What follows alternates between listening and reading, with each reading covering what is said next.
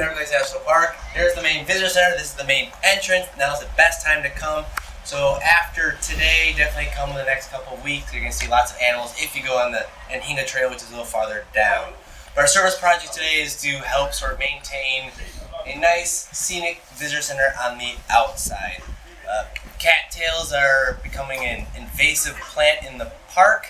They started to outcompete other plants. They believe it's due to increased levels of phosphorus in the water that's coming down from all the agricultural fields north of the park. And so the cattails are growing around the visitor center, and we don't want to basically choke off all the other plants and make it a cattail-only environment. So we'll actually be walking into the water, and most cattails are pretty easy. Just pull them out of the ground, and then we'll dump them in the back of my truck. Once it's full, I'll go dump it and come back. We'll continue the process.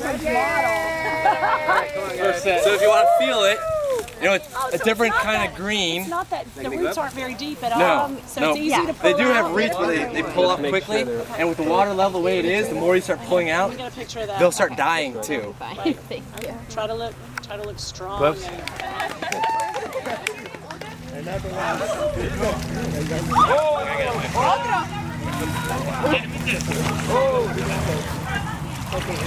We might be number 3 with this one, guys, so we're gonna need there's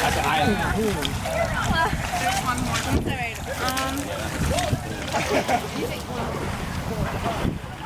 Oh, good. Go, Karen. I'm gonna go backwards.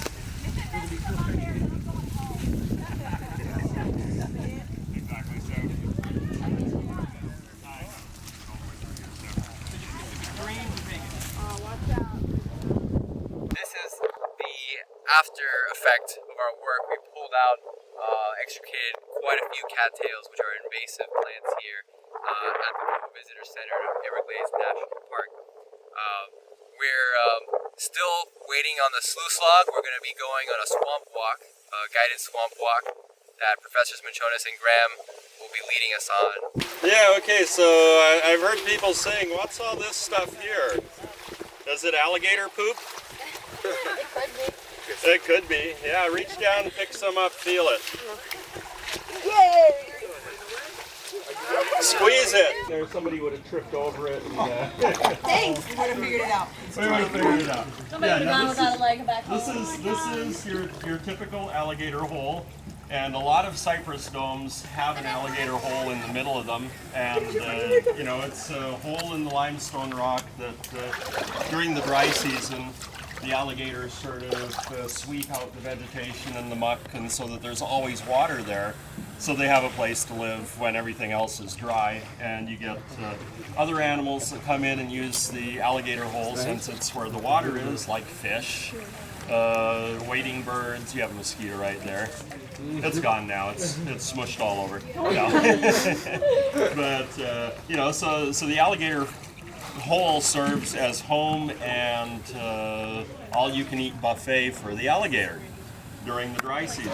I won't kill you, but if I were to kill you, I'd kill you. It's like one of those CSI episodes where the classes come in and all of a sudden you hear them go, and then they show, There's like a hand. they show Horatio with the sunglasses. Today we were in the Everglades with the FIU Honors alumni group, but everyone had a really good time. I think that was the one thing that always impresses anybody, like going along the group. They're kind of like, these people are working, but wait, they all have smiles on their faces. They're not like complaining and things like that. And it's one of the things that very few visitors do in the park, is to actually walk in the swamp, walk in the slough, walk in the saltgrass prairie. I mean, this is the Everglades. I mean, the Everglades is water. Underneath of this is our source of drinking water. I mean, if we paved over this entire place, there would be nothing to drink, and Miami would die. And so it's really fun to kind of give back to the community. So that kind of brings back to the whole FIU's big push for community engagement. We really got people to actually alumni to come out to the Everglades to help out for the morning, and then also spend an afternoon and see what the environment all around them, so close to Miami, is all about.